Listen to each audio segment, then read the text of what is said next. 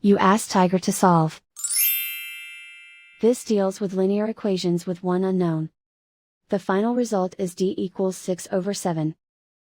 Let's solve it step by step. Simplify the expression.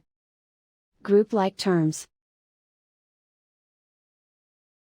Simplify the arithmetic. Group all constants on the right side of the equation. Add 6 to both sides.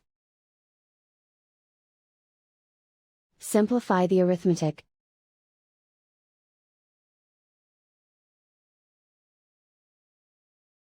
Isolate the d.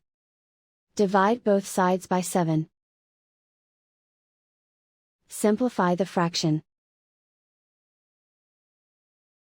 And so the final result is d equals 6/7.